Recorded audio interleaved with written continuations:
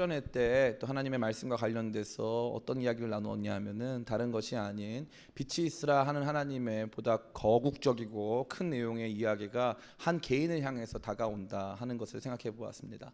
창세기 1장부터 11장까지의 내용은 원역사라고 해서 하나님께서 천지를 창조하시고 세계 각 민족들이 탄생하고 인간이 범죄하고 하는 등의 보다 거국적인 내용들이 등장하고 있다가 12장부터는 하나님께서 각 사람에게 말씀하시기 시작하는 족장들을 불러서 그들에게 하나님의 뜻을 알게 하시고 그들로 하여금 그 믿음의 길을 걷게 하시는 가운데 하나님의 뜻이 성취되는 과정을 함께 생각해 본 바 있습니다. 이러한 이야기가 저와 여러분들에게 영적인 거룩한 도전을 준다면 그 이후에 실제적으로 우리가 어떻게 하나님의 뜻을 분별할 수 있겠는가 하는 질문이 다가오지 않을 수 없습니다. 하나님의 뜻 가운데 살기를 원하는 모든 사람들 안에는 이러한 질문이 다가오는 것입니다. 이것을 할 때 이것을 하나님께서 원하시는 일인가 그렇지 않은 일인가, 이 일을 했을 때 어떤 결과가 일어날 것인가에 대한 많은 관심을 가지고 우리가 그 일들을 알기 원하여 목사님께 자문도 구하고 여러 사람에게 기도도 요청하는 일들을 종종 우리는 보게 되는 것입니다. 그때 우리는 어떻게 하나님의 뜻을 이해할 수 있을까요? 하나님께서 우리에게 어떠한 마음을 품고 계신지, 어떻게 우리가 그 길을 걸어가야 할 것인지, 우리는 어떠한 결단을 내릴 수 있을 것인가, 그 부분은 너무나도 중요하지 않을 수 없습니다. 그것을 쉬운 말로 따라해볼까요? 분별.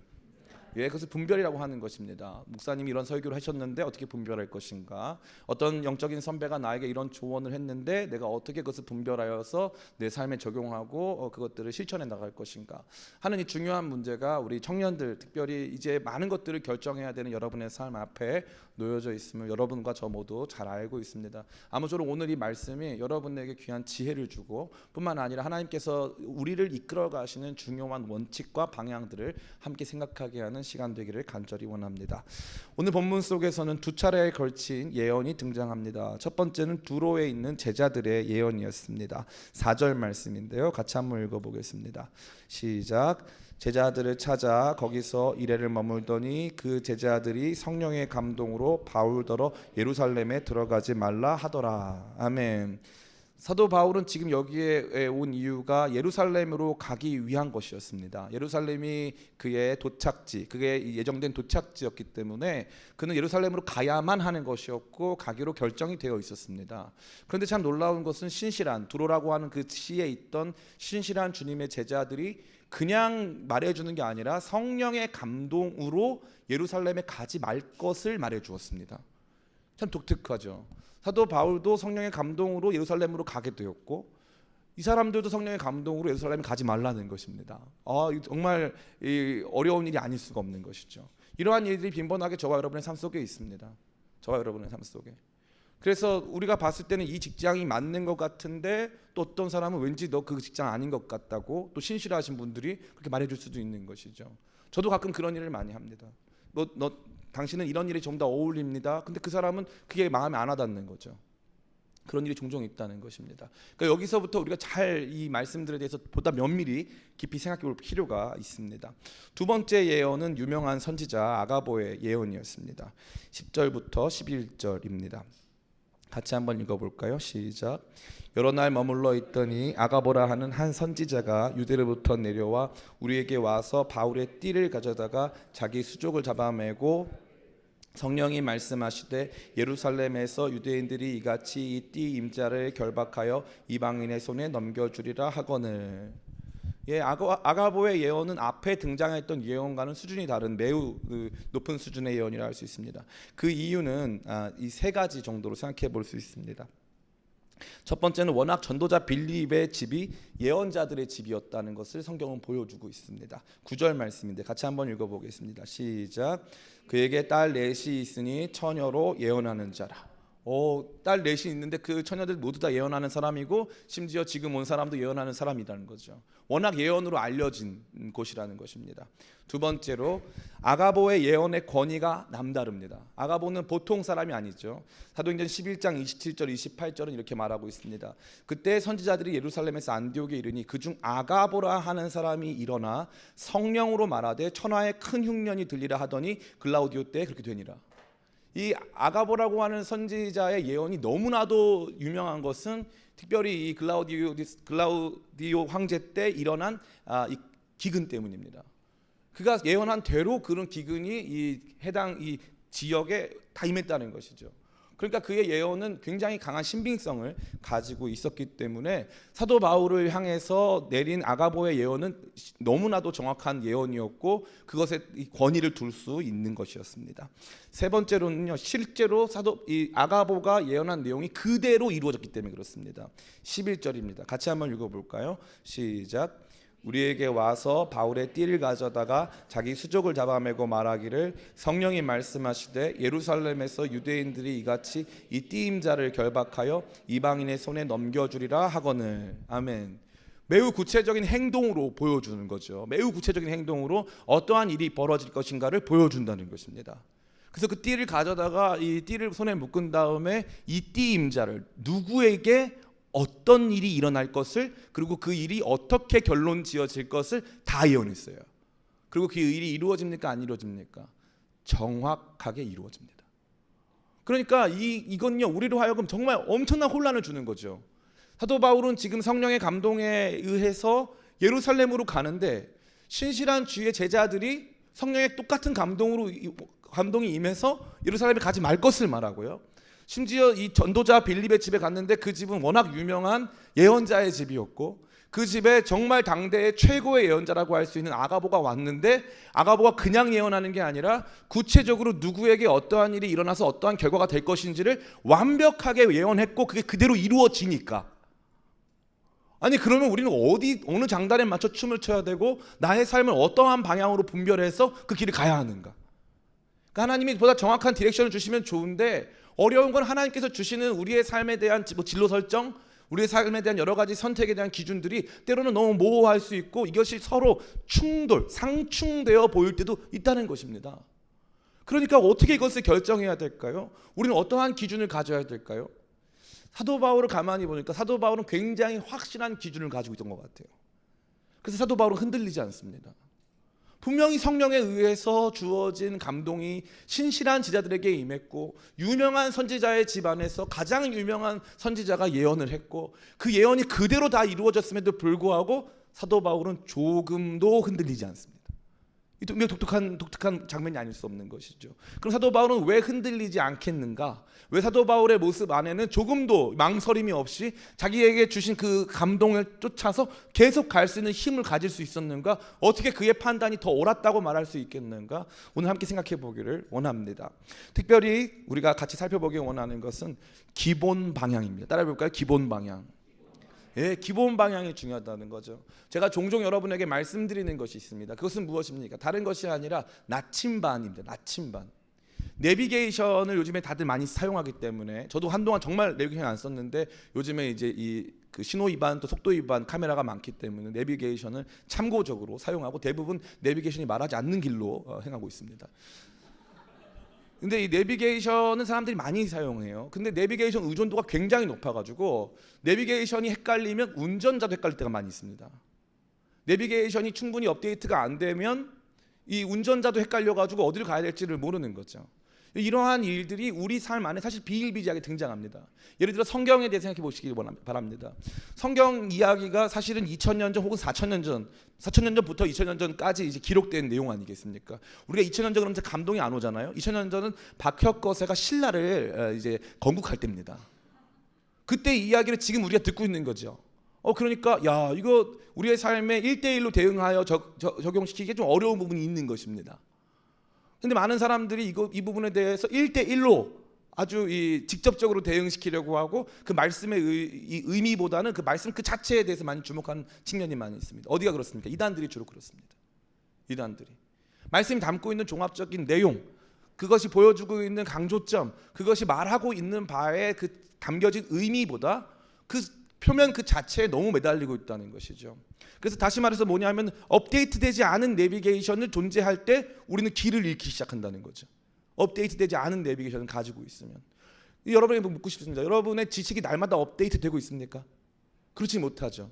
제가 많이 느꼈는데 얼마 전에 이 서울대학교 이 졸업식 연사로 우리 이 빅히트 엔터테인먼트의 방시혁 씨가 나와서 이렇게 졸업식 이 연설을 한 적이 있습니다. 자기한테 뭐라고 하냐면은 자기가 자기 입으로 자기는 기성세대라고 말하더라고요. 깜짝 놀랐어요. 저는 죄송한 표현, 저는 한 번도 제가 기성세대라고 생각한 적이 없거든요. 저는 언제나 젊고 신선하다 이런 느낌을 늘 갖고 있었는데 그분이 나와서 자기가 기성세대에 속했다, 자기 꼰대 같은 그런 이미지가 있다, 그 말하고 좀 깜짝 놀랐습니다. 깜짝 놀랐어요. 그 말은 뭐죠? 이 아무리 탁월한 사람, 시대를 선도하고 앞서가는 사람이라 할지라도 자기가 가지고 있는 내면적 성향으로 말미암아 자기 내비게이션의 업데이트가 충분히 이루어지지 않을 수 있음을 말해주는 것이죠. 우리도 마찬가지입니다. 우리 여러 가지 삶의 선택에 있어서 가장 최신으로 난 길, 가장 바르고 좋은 길에 대한 이 인식이 우리 가운데 온전히 일어나지 않을 확률이 높다는 것입니다. 시간이 가면 갈수록 옛날 방법을 고수하고 아직 이제는 유효하지 않아진 일들에 대해서도 계속적인 집착을 가지고 애착을 갖고 있는 우리에게 업데이트되지 않은 내비게이션이 존재한다는 거죠. 그러한 일들 속에서 온전히 우리의 삶을 선택할 수 없는 내용 속에서 우리가 가져야 될 가장 중요한 게 뭐냐면 나침반이라는 거예요. 나침반, 방향감각. 저는 그것을 기본 원칙이라고 부릅니다. 신자의 삶에 있어서의 기본 원칙. 하나님께서 나에게 미리 말해 두신 것, 나의 삶의 방향을 미리 설정해 두신 그 방향을 사도 바울은 너무나도 명확하게 알았다는 것입니다. 사도행전 19장 21절입니다. 같이 한번 읽어볼까요? 사도행전 19장 21절입니다. 같이 한번 읽어보겠습니다. 시작. 이 일이 있은 후에 바울이 마게도냐와 아가야를 거쳐 예루살렘에 가기로 작정하여 이르되 내가 거기 갔다가 후에 로마도 보아야 하리라 하고. 사도 바울이 작정을 했어요. 예루살렘에 가기로 작정을 했습니다. 사도 바울이 그러면은 예루살렘에 가본 적이 없을까요? 그렇지 않습니다. 사도 바울은 예루살렘에서 공부를 했고요. 이 이전에도 15장에도 이미 예루살렘에 다녀온 경험이 있습니다. 종종 예루살렘에 올라갈 때 예루살렘이 어려운 가운데 있을 때 부조금을 가지고 예루살렘에 가서 예루살렘 모 교회에 방문하여 그 부조금을 전달하기도 했습니다. 근데 이번에 가는 여정은 그에게 있어서도 굉장히 독특하고 아주 이 의미심장한 여정이 될 것을 그가 알았기 때문에 마음으로 결정해야 했습니다. 그는 마음으로 결정했습니다. 조금 있다가 이 마음이 어떻게 형성된 것인지를 발견하겠지만 그는 기본적으로 자기가 가야 하는 방향에 대해서 알고 있었습니다. 예루살렘을 지나 어디로 갑니까? 예루살렘을 지나서 후에 로마도 보아야 하리라. 예루살렘이 마지막 종착지가 아니라 예루살렘까지 가야 하지만 그 예루살렘은 그를 결국 로마로 데려다 줄 것을 그는 마음으로 정했다는 것이죠. 그가 이미 마음으로 정한 바, 하나님께서 그에게 주신 감동으로 말미암아 마음으로 정한 기본 원칙이 그 이후에 일어날 여러 가지 조언들, 여러 가지 우리 가운데 보여질 예언들보다 선행한다고 생각한 것입니다. 이게 중요한 거예요. 저는 여러 청년 성도 여러분에게 많은 이 도전의 말씀을 드리고 싶은데 많은 분들이 너무 흔들려요. 무엇에 따라서? 시대의 조류에 따라서. 앞으로 이 직종이 유명하대, 앞으로 저 직종이 유명하대, 그러니까 이 길로 가야 돼, 아니면 저 길로 가야 돼. 너는 왠지 이걸 잘하는 것 같아, 저걸 잘하는 것 같아. 이게 문제가 뭐냐면요, 재능이 많은 사람이 굶어 죽기 딱 좋아요. 이거 잘하면 왠지 이 길로 갈 수 있을 것 같아, 저거 잘하면 왠지 저 길로 갈 수 있을 것 같아. 그럴 때 꼭 가져야 되는 마음이 뭐냐면은 기본 방향. 나는 기본적으로 어떤 사람인가, 하나님께서 나를 어떤 모습으로 부르셨는가, 하나님께서 나에게 무엇을 하기를 원하시는가에 대한 기본 방향 설정이 있지 않으면 자꾸 다가오는 여러 가지 예언들 속에서 우리는 흔들릴 수밖에 없다는 것입니다. 그러니까 여러분이 기도해야 될 내용은 뭘까요? 주님, 내게 기본 방향을 알려주세요. 그 기도를 해야 되는 거예요. 내 삶에 어떠한 기본 방향을 갖고 있는가에 대해서 알려달라고 기도해야 된다는 것입니다. 제가 지난번에 아주 그것도 전설의 명강이었죠. 띵강이었는데 그 어디로 가야 하죠, 아저씨. 그 청년들 진로 관련돼 가지고 이제 여러분과 말씀을 나눈 적이 있습니다. 그때 이야기 중에 제가 여러분이 들었던 말씀 중에 하나 뭐냐면은, 여러분이 가고 싶은 회사를 정하는 것보다 더 중요한 건 여러분이 살고 싶은 삶을 정하는, 다시 말해서 여러분의 자아가 훨씬 중요하다는 거죠. 회사를 준비하지 말고 여러분 자신을 준비하라는 겁니다. 내가 어떠한 사람으로 살 것인가. 예전에는 어떤 분들 계셨냐면요, 주로 경영학 전공하신 분들은요, 처음에 잘 나갈 때는 뭐 IT 직종이라던가 뭐 무역이라던가 뭐 보다 큰 무슨 유통이라던가 이런 회사에서 근무를 하세요. 그러다가 보면 나중에 이제 시간이 지나면 50대 중후반이 넘어가잖아요. 그러면 회사에서 이제 주로 잘립니다. 그래서 어디로 갑니까? 그럼 전혀 의외의 업계로 진출하게 돼 있어요. 그럼 무슨 일이 발생합니까? 내가 익숙하지 않은 일들을 해야 되는 상황이 발생하는 거죠. 근데 나를 준비시켜 놓지 않으면, 내가 그 회사에 맞춰져 있는 상황이 되다 보면요, 어떤 일이 발생하냐면은 내가 그 회사가 아닌 곳에서는 전혀 아무것도 못하는 사람이 된다는 것입니다. 여러분 자기 자신에 대한 준비, 다시 말해서 나 자신의 방향성에 대한 준비가 있어야 되는데 그게 아니라 언제까지나 회사가 날 밥 먹여줄 것이고 이 사회가 나를 인도해 줄 것이고 그런 거 삶은 존재하지 않습니다. 나 자신의 방향이 어디인가에 대한 기본 원칙과 방향을 세우는 것이 여러분 모두에게 너무나도 중요한 것이고 하나님 뜻을 분별함에 있어서도 하나님께서는 여러분을 갈팡질팡 움직여 가시는 분이 아니라는 것을 꼭 기억하시기 바랍니다. 물론 때로는 하나님께서 여러분들이 의도하지 않은 미래로 여러분의 삶을 인도하실 때도 있어요. 근데 그때는 어떻게 하냐면요, 하나님께서 그 모든 길 속에서 주권적으로 인도하세요. 다시 말해서 이겁니다. 내가 내 마음이 막 움직여가지고 오늘은 이쪽 일에 있다가 갑자기 내일 이쪽으로 바꾸는 이 뜻이 아니라 여기 길을 막으시고 자연스럽게 트시는 거죠. 자연스럽게 트세요. 예를 들면 학교에서 대학원 전공을 해야 되는데 내가 가고 싶은 전공이 있었는데 갑자기 그 전공이 바뀌었다든가 하는 일로 조금씩 내가 원하지 않는 길이 열리고 또 그 길로 가게 하신다는 것입니다. 하나님은 인격적이십니다. 하나님은 인격적이시기 때문에 그 하나님께서 인도하시는 방향 역시도 매우 인격적이시고 그 방향은 우리가 예상할 수는 없지만 하나님의 주권에 의해서 자연스럽게 무르르듯 움직이는 경우가 아주 많다는 것. 그러니까 기본 방향, 내가 어떠한 존재로 살 것인가, 어떠한 상황을 만났을 때 어떻게 대응하는 사람으로 살 것인가에 대한 기본 방향 세팅이 여러분 모두에게 가장 중요한 문제가 될 수 있다는 것입니다. 흔들리지 않는 사람이 되기 위해서 그런 것들이 너무나도 중요한 문제가 될 수 있다는 것이죠. 뿐만 아니라 사도 바울은 이런 기본 원칙뿐 아니라 사도 바울 안에는 어떤 마음이 있었냐면은 위험 감수의 마음이 있었어요. 따라해 볼까요? 위험 감수.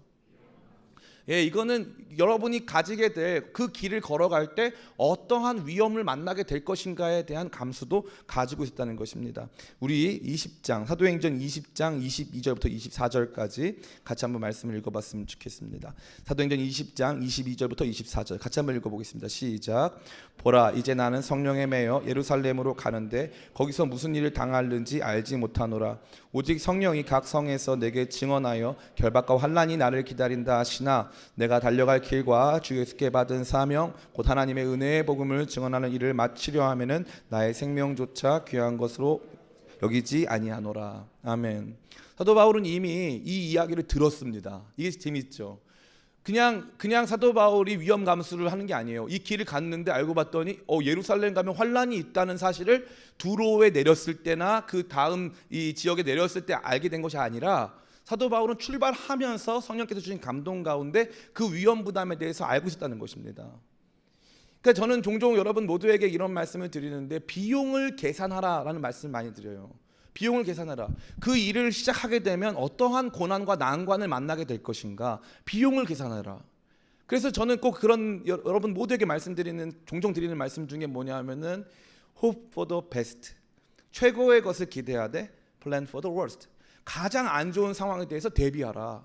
말씀을 드리는 거 아닙니까? 특별히 심리적으로 마음에서 그 준비를 하지 않으면 안 된다는 것입니다. 내가 생각했을 때 내 기본 원칙과 방향성 안에 하나님께서 원하시는 내 모습이 이것이기 때문에 이 길을 가야 하는데 그 길을 가게 되면 나에게 닥쳐올 문제가 이러한 문제들이 존재한다. 그럼 그것에 대해서 대비하라는 것입니다. 가만히 잘 생각해 보세요. 지금 여기 만약에 사도 바울이 환난과 핍박에 대해서 미리 다 알고 있었다면 그러면 그 두로에서 만난 주의 제자들이 성령의 감동으로 거기 가면 큰 환난이 있답니다. 가지 마세요라고 말한 것. 그 다음에 이 아가보가 엄청난 예언으로 당신이 결박된답니다라고 말한 것. 먼저 이 마음으로 준비했다면 그 충격으로 다가올까요? 아니면은 오히려 더 잘 준비하는 계기가 될까요? 그렇죠. 더 잘 준비하는 계기가 되는 거죠. 사도 바울에게 있어서 다른 사람들은요, 가지 마세요. 거기 가면 끌려간답니다. 거기 가면 이런 일을 당한답니다. 그런데 사도 바울에게 있어서 그 문제는 이미 알고 있는 내용이고 이미 감안하고 따라온 거예요. 그러니까 그것을 오히려 말해준다는 건 더 마음에 준비시켜주고 더 마음에서 놀라지 않도록 해준다는 거죠. 제가 개인적으로 가장 좋아하는 가족 영화가 있습니다. 한 딸에 대한 아버지의 어떤 뜨거운 아빠의 사랑을, 부성을 느끼게 하는 영화 테이큰. 그 영화 제가 굉장히 좋아해요. 굉장히 따뜻한 영화입니다. 아빠의 사랑을 정말 뜨겁게 느낄 수 있는 영화죠. 거기 보면은 첫 장면이 있어요. 원이 제일 재밌습니다. 원. 꼭 여러분 나중에 오늘 밤에 가셔서 그 마음을 꼭 느꼈으면 좋겠는데 원이 제일 재밌는데 이 딸 둘이서 프랑스 파리로 여행을 갑니다. 그래서 친척 집에 갔더니 아무도 없어요. 근데 거기서 막 이 친구 두 명이 놀러 가니까 막 음악 틀어놓고 막 춤을 추니까 납치범들이 올라와서 한 그 자매를 이제 납치해 가요. 그러니까 멀리서 그걸 바라보고 있던 이 여주인공이 아빠한테 전화를 합니다. 아빠, 내 친구가 납치당했다. 납치당했다. 지금 누가 올라왔다. 사람들이 나한테 오고 있다. 그때 아빠가 이제 침대 밑으로 들어가 숨어라. 그 다음에 하는 말이 있어요. 조금 있으면 그들이 널 잡아갈 거야. 아, 저는 이 말이 너무 멋있어요. 아무 일도 없을 거야. 잘 될 거야. 이러면 안 해요. 조금 있으면 그 사람들이 널 잡아갈 거야. 그러니까 있는 대로 그 사람들의 모습에 대해서 다 말을 하라는 거예요. 아빠가 듣고 찾아갈 테니까 조금 있으면 그들이 널 잡아갈 거라는 거예요. 제가 이 영화에서 가장 이 영화가 그전 영화랑 많이 다른 건 뭐냐 하면 잘 될 거야. 뭐 아무 문제 없을 거야. 내가 달려갈게. 내가 널 구해줄게. 좀만 참아 버텨. 이런 말 없어요. 그들이 널 잡아갈 거야. 가면 이런 문제가 생길 거야. 여러분 이번에 대학 졸업한 친구들도 많이 있는데 대학 졸업하면 여러분들이 만나게 될 현실은요 굉장히 불안하고 초조한 미래입니다. 나이를 조금씩 먹어간다면 30살 넘어가고 40살 넘어가면 갈수록 우리의 삶은 조금씩 공허해지기 시작하고 힘든 삶의 연속이 계속되기 시작해요. 그게 여기 저는 이 말씀에서 너무 주는 충격이 뭐냐면요 이거예요. 마치 사도 바울한테 조금 있으면 너 이렇게 잡혀갈 거야. 각오해. 하나님, 이런 하나님이 어디 있어요? 우리 하나님이 이래서 멋있는 거예요. 준비시켜 주시잖아요. 조금 있으면 잡혀갈 거야. 그럼 잡혀갈 때 어떤 마음이 들까요? 나는 망했다. 큰일 났다. 아니요. 진짜 그걸 잡혀갔네. 신기하다. 놀라우셔. 진짜 깜짝이야. 이런 마음이 편안한 거예요. 잡혀가도 마음이 평안해. 왜냐면 알고 왔잖아. 이런 일 당할 줄 모르고 왔으면 힘들죠. 알고 왔잖아. 제발 좀 아세요. 삶은 힘들어요. 삶은 힘들다고요. 그러니까 우리가 어떠한 삶의 선택을 감당할 때 우리가 알아야 될 것, 주님께서 인도하시는 길은요 그냥 장밋빛 미래가 아니라는 걸 알고 계셔야 되는 거죠.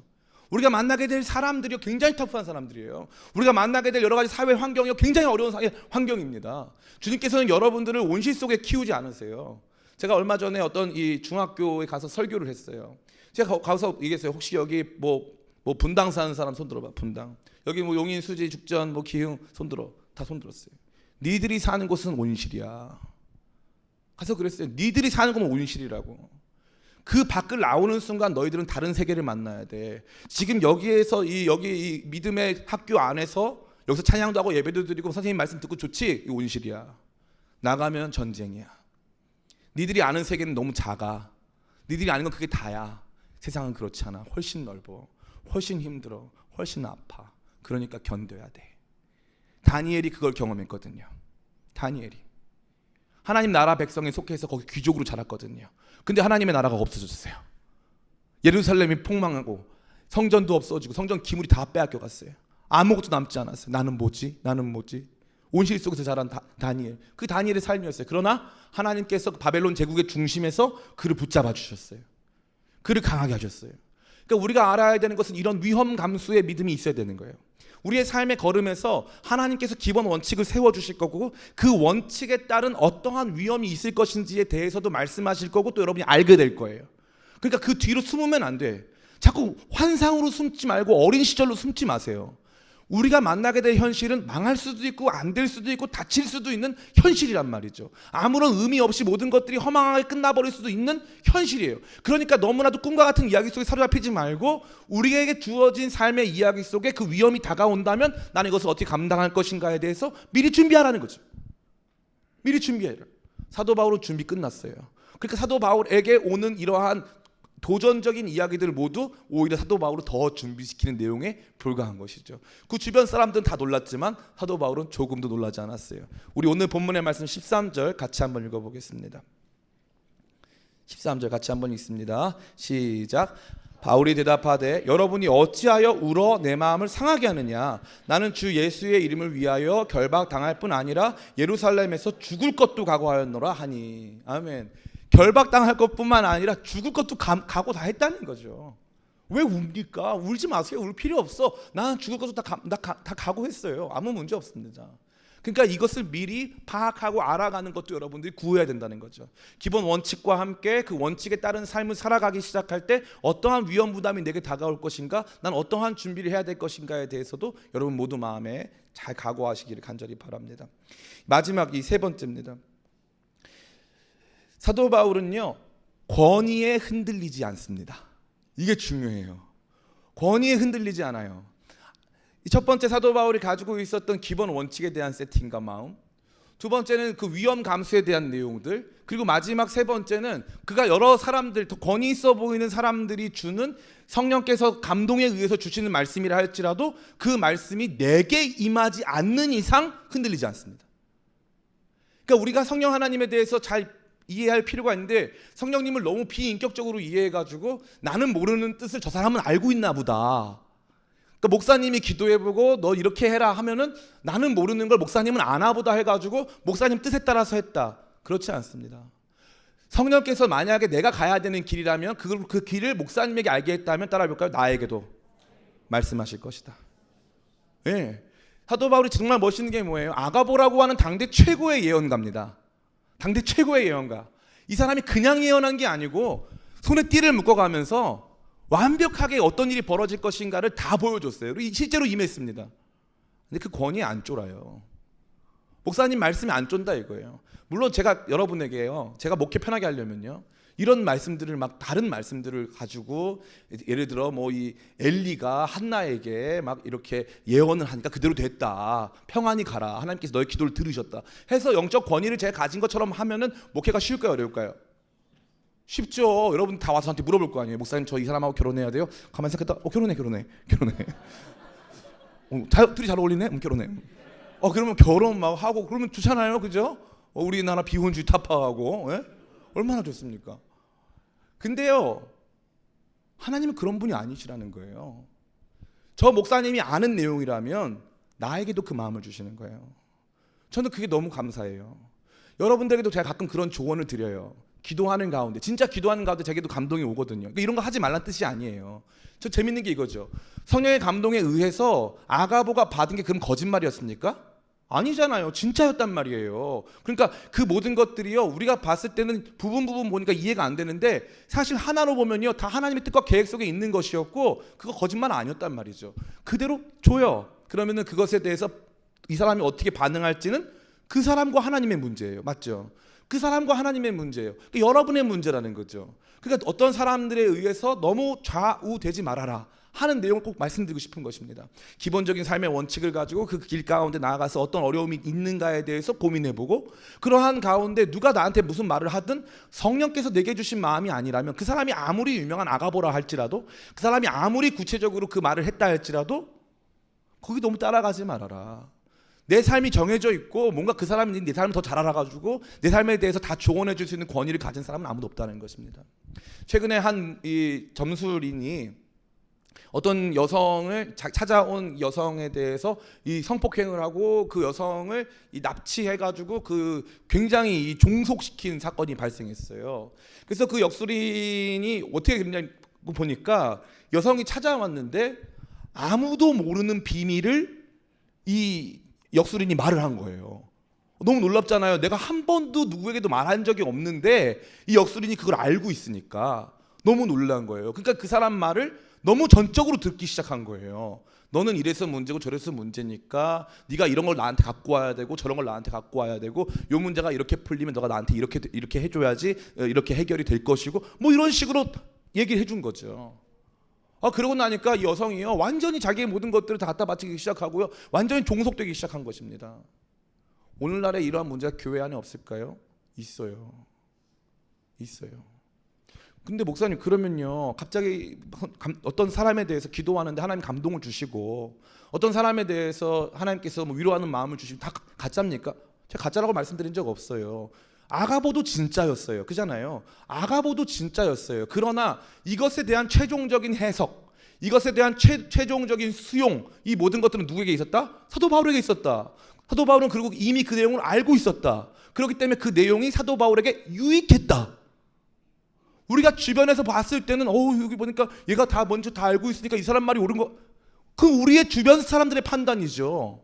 사도 바울은 얼마든지 그 예언으로 말미암아 유익을 얻었어요. 저렇게 되겠구나. 아까 잠깐 말씀드린 대로 띠를 딱 매기는 순간 대박 사건 이루어졌어. 편안했을 거란 말이죠. 근데 우리는 어떻게 합니까? 막 목사님들 권위에 막 움직이고, 나보다 좀 기도 많이 하는 사람들의 권위에 따라서 막 움직이고, 그 사람들이 기도 많이 하니까 그 사람들의 말을 들을 만한 가치는 있습니다. 그러나 그 가치에 앞서서 그 사람들의 생각과 판단이 나보다 우선할 것이라고 하는 전제, 뭐든지 남이 말해준 거에 따라 내가 움직여야 될 것 같다는 전제. 함께 기도해주고 함께 그 사안에 대해서 고민해주고 하는 가운데 그것을 조언으로 받아들이고 그 내용에 대해서 내가 참고는 할 수 있지만 그것이 나를 결정하고 내 삶을 움직이게 한다면 얼마나 비참합니까? 예를 들면 생각해 보세요. 제가 여러분이 결혼을 해야 되는데 이 남자랑 저 남자, 목사님 제가 저 형제를 좋아하는데 결혼해도 괜찮을까요? 한번 기도해 봐 주시겠어요? 그래서 제가 기도를 했어요. 그러면 기도해 봤더니 너 둘이 결혼해야 될 것 같다. 근데 알고 봤더니 이 형제가 유부남이었어. 바바바바.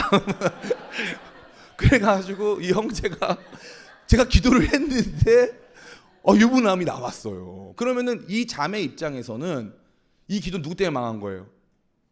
그렇죠, 목사님 때문에. 왜 감정을 이입하죠?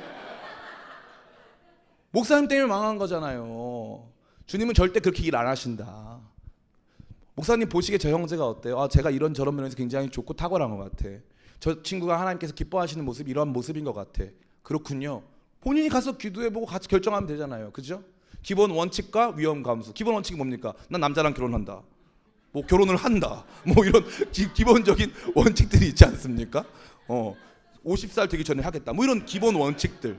그런 기본 원칙들을 하는데 그 다음에 뭐가 따라와? 위험 감수들이 따라오잖아요. 저 남자랑 결혼하면 뭐 돈은 많은데 이게 문제다. 저게 문제. 이런 거 있잖아요. 그죠? 왜 안 하는 척해요? 다 하잖아요. 그럼 어떻게 해요? Hope for the best. 그러나 plan for the worst. 대비해요. 감수하란 말이에요. 알고 봤더니 얘가 뭐 잘 때 코를 골아. 감수했어. 괜찮아. 코골이쯤은 괜찮아. 뭐 이런 식으로 감수하라는 말이죠. 준비하라는 말이죠. 근데 마지막 최종적인 결정할 때 권위에 흔들리지 말아라. 누구도 여러분의 결정을 대신해 줄 수 없다. 하나님께서 여러분에게 감동 주신다. 저 목사님에게 감동 줬으면 나에게도 감동 준다 이거예요. 왜 하나님을 비인격적인 분으로 생각하냔 말이죠. 왜 점쟁이처럼 예수님 믿냐 이거죠. 하나님의 뜻을 분별하고 하나님의 뜻을 구할 때 하나님께서는 기본 원칙 나침반 주셨어요.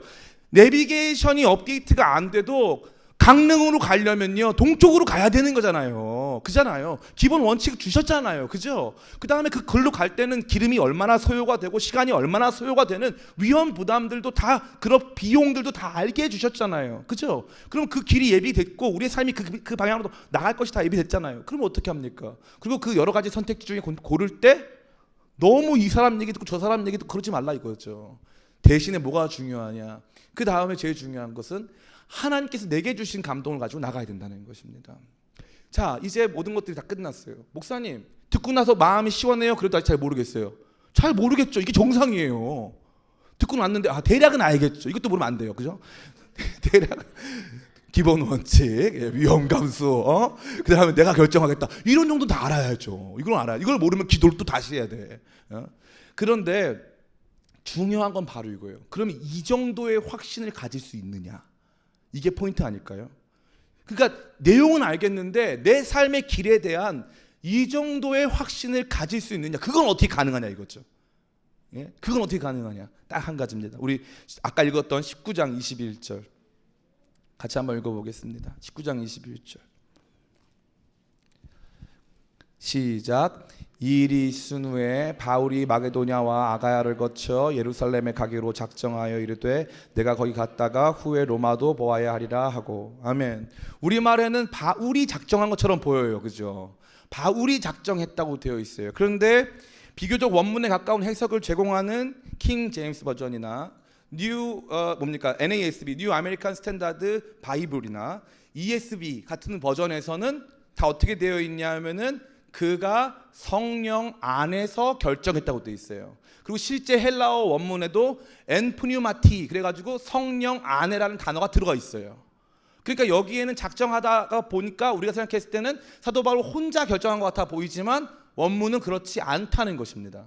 더 많은 번역본들이 성령 안에서 결정한 것을 지지해주고 있어요. 그러니까 지금 사도 바울은 혼자 결정한 거예요? 아니면 처음부터 성령께 감동받은 거예요?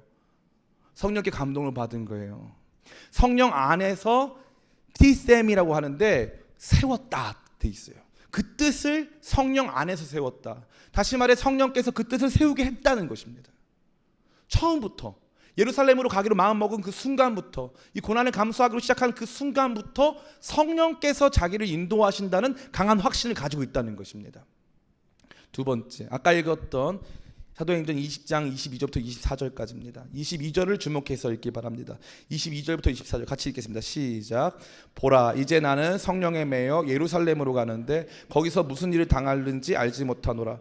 오직 성령이 각성에서 내게 증언하여 결박과 환난이 나를 기다린다 하시나 내가 달려갈 길과 주 예수께 받은 사명 곧 하나님의 은혜의 복음을 증언하는 일을 마치려 하면은 나의 생명조차 조금도 귀한 것을 여기지 아니하노라. 아멘. 사도 바울이 왜 예루살렘 간다고 되어 있습니까? 보라, 이제 나는 성령에 매여. 성령께서 완전히 그를 붙잡았기 때문에 예루살렘 가겠다 이거예요. 그러니까 이 확신, 이 결정의 중심에는 뭐가 있습니까? 성령이 계신 거죠. 하나님 뜻을 분별함에 있어서요, 아까 제가 말씀드린 기본 원칙들이 있어요. 기본 원칙을 가지고 위험 감수 리스크를 준비하고 그 다음에 이 다른 사람 권위에 흔들리지 말고 뚝심 있게 나가야 된다. 근데 그러려면 기본이 뭐냐? 성령에 매여야 된다는 거예요. 성령님과 교제가 없는데 하나님의 뜻을 분별하겠다. 제가 거기서 너무 큰 아픔을 느끼는 거예요. 이 친구는 평상시에 직업 선택할 때 하나님이 머릿속에 없었어요. 저 친구는 원래 배우자 선택할 때 배우자 외모를 많이 보던 친구예요. 그 제가 봤을 때 이 자매와 저 자매를 가지고 고민하는 것도 다 외모 때문이었거든요. 그런데 그때 뭘 구해요? 갑자기 자기가 후보군을 정해놨어 이미. 예? 이미 후보군을 자기의 기준에 따라서 다 정해놨어. 자기의 삶은 성령과 상관이 없어요. 그런데 누가 와서 기도를 해주는 거예요. 자매님이, 뭐 형제님이 왠지 이런 길을 가야 될 것 같고 저런 길을 가야 될 것 같고 이런 직업이 더 잘 어울리고. 아니 나는 성령과 상관도 없는 사람인데 권위 있는 사람이라서 그런 말을 해요? 그럼 어떻게 됩니까? 아 이거구나. 성령께서 말씀하시는구나. 하나님은 나를 모르시는데 나도 하나님을 모르는데 내 길에 내가 원하는 생활 수준이라던가 내가 원하는 삶의 결과물을 다 그려놓고 거기다가 권위 있는 사람이 한마디 딱 하면 하나님 뜻이다. 갔더니 망했네. 하나님 원망하고 그 사람 원망하고 교회 원망하고 기독교 능력 없다 그러고. 무슨 말씀을 하시는 거예요? 성령에 매이지 않았는데 어떻게 하나님 뜻을 분별합니까? 성령과 상관없는 삶을 사는데 어떻게 하나님 뜻을 분별합니까? 제가 정말 실제적인 얘기를 하나 드릴게요. 여러분 지금 준비하고 있는 거 있죠? 뭐든지 하세요. 그냥 하시라고요. 그걸 지금 당장 바꾸고 다시 꺼내놓고 재선택하라는 뜻이 아니란 말이에요. 잘 들어보세요. 먼저 성령에 매이세요. 그 일은 계속 하세요. 계속 하세요. 그 일을 계속 해 나가면서 성령의 매이기를 사모하세요. 하나님의 뜻을 더 잘 분별하기를, 성령께서 원하시는 삶을 살기를 더 많이 기도하고 애쓰고 힘쓰세요. 그러면 하나님이 자연스럽게 여러분 안에 찾아오셔서 그 어떤 권위자도 흔들 수 없는 여러분 삶의 기본 방향과 원칙들을 제시해 주시는 거예요. 그러면 흔들리지 않아요. 그런데 그 기본 방향과 원칙들에 대해서 전혀 세팅도 안 돼 있고 성령께서 원하시는 삶을 내가 원하지도 않으면서 성령에 매이기도 싫은데 괜히 누가 말하면 하나님 뜻인가 보다. 이거 하나님 뜻이다. 저거 하나님 뜻이다. 진로와 특별히 결혼과 관련돼서는 뭐 하나님 뜻 알기를 그렇게 원해요. 그런데 왜 여러분의 이 쇼핑에 대해서는 하나님 뜻을 알기를 원하지 않습니까? 대부분의 경우 여러분 주택구입과 관련돼서 왜 하나님 뜻 구하지 않습니까? 안 구하잖아요. 그런 거는. 그래 놓고서는 내 삶의 제일 중요한 문제에 대해서는, 실패하면 안 되는 문제에 대해서는, 나를 행복하게 해주는 문제에 대해서는 하나님의 뜻을 구하고, 나한테 안 오면 저 사람한테도 와서 어쨌건 잘 됐으면 좋겠다. 그런 게 어디 있어요? 가짜잖아요. 성령에 매이지 않았는데 어떻게 하나님 뜻을 알아요? 성령 안에 살아가지 않는, 성령님과 교제가 없는데, 기도하지 않는데 어떻게 하나님 뜻을 아냔 말이에요. 여러분 왜 방황하시는 줄 알아요? 하나님을 모르니까 방황하는 거예요. 성령 안에 거하지 않으니까 방황하는 거예요. 여러분이 먼저 하는 건 지금 하고 있는, 그렇다고 갑자기 목사님 그러면 제가 이제부터 모든 일을 멈추고 기도원에 올라가서 40일 금식 기도를 하면서 거기에서 하나님 뜻을 구해보겠습니다. 하세요. 왜냐하면 금식은 좋아 보이더라고요. 제가 그거를 제가 직접 많이 해보진 않았으니까 좋아 보이더라고요. 하세요. 하세요. 그런 것 좀 하세요. 하셔도 돼요. 그러나 그 방법이 좋은 방법이 아니에요. 먼저 여러분 자신의 삶을 세팅하는데 하나님의 더 원초적이고 기본적인 방법은 하나님을 사랑하고 알고 그분 안에 거하는 삶을 먼저 시작하라는 거예요. 그러면요 하나님 내가 그 공부를 하고 있는데 자연스럽게 나의 관심을 옮기시고 내가 더 잘할 수 있는 것들을 바꾸시고 내가 만나야 될 사람 만나게 하시고 봐야 될 것 보게 하시고 필요한 사건들을 내 삶에 일으키셔가지고 내 삶을 바꿔가시는 거예요. 중요한 건 뭐든지 열심히 하세요. 주어진 대로 열심히 하세요. 좀 이렇게 나라에 대한 불평 불만보다 먼저 열심히 좀 사세요. 긍정적으로 좀 부지런하게. 학교도 너무 이렇게 뭐 자기가 공부 못하는 거 가지고 뭐 교수님 그만하세요. 그냥 뭐 이렇게 너무 막 남 탓하지 마세요. 그냥 주어지는 대로 그냥 해요. 그냥 살아요. 그냥 살다 보면 성령 안에 매였는데 갑자기 사도 바울도 에베소서 사역 잘하고 있는데 갑자기 성령께서 야 너 아무래도 예루살렘 지나서 로마를 가야 될 것 같다. 아 그럴까요? 근데 지금 에베소가 좀 이런 상황인데 주님 제가 가도 괜찮을까요? 가야 될 것 같다. 가야 될 것 같다. 나중에는 성령 안에서 마음을 딱 정하는 거예요. 주님 제가 그럼 가겠습니다. 근데 이걸 한 번도 경험해보지 못한 청년들이 너무 많아요. 왜요? 성령 안에 매이는 삶을 살아본 적이 없기 때문에.